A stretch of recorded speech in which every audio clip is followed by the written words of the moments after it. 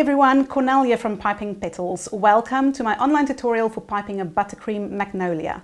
In this tutorial, I'll demonstrate the technique and discuss the equipment you'll need to pipe an American buttercream Magnolia on a cupcake. If you would like to know how to prepare the colors used or how to fill your piping bags with multicolored effects, please refer to my Working with Colors online tutorial. Let's get started.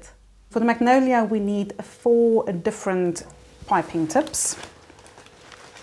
You're going to start off with green buttercream in your Wilton or Ateco 104, which we've used a lot up until now. It's the same one we've used for the center of our ranunculus. And we're going to do some greenery to start with, because your Magnolia has got only a few petals, so you just want to make sure you cover your whole cupcake with some greenery first.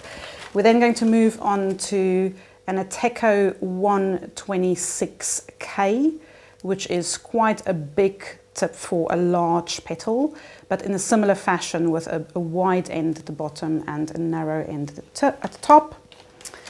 We'll then move on to the Gem 123, which is also your petal shape nozzle, but with a curve. And we're going to use that for some of the last petals to stand up straight. And then we'll move on to a Wilton 21, just for the center of the flower, which is an open star nozzle. So let's get started.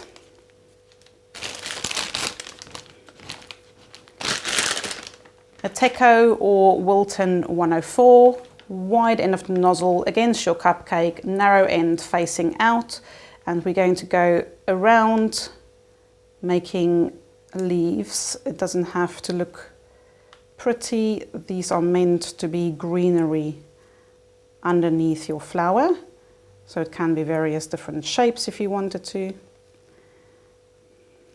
Just covering your cupcake in some greenery.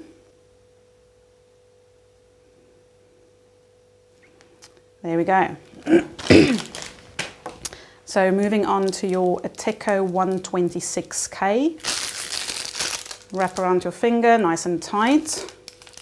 So the wide end of your nozzle is going to be at the bottom, your narrow end facing outwards, and we're going to make 3 large petals. So from the center of your cupcake, squeeze, go out in a circular motion and back.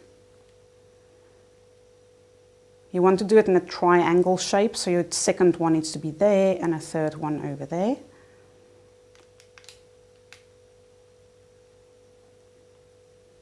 Two.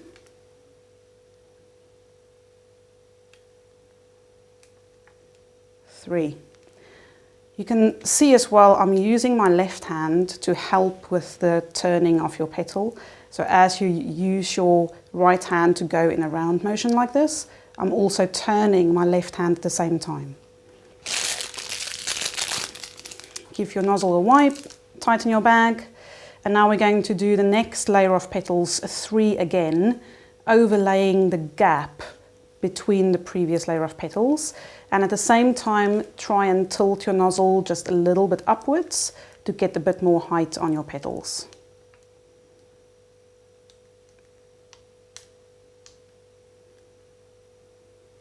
That's 1.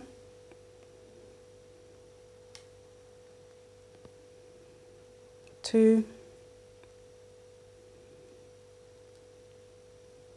And 3. Okay, moving on to our Gem 123. Wide end of your nozzle against the cupcake, narrow end straight up in the air. And we're going to make 3 petals with this one as well, overlapping where 2 previous petals have met. Just off the center, you're starting, and go in a circular motion like that, from the middle of one petal to the middle of the next petal. And up. And another one. And up. And another one. There we go. And lastly, just to finish off, the Wilton 21, which we use a yellow color for, And we're literally going to make a blob in the center of the flower.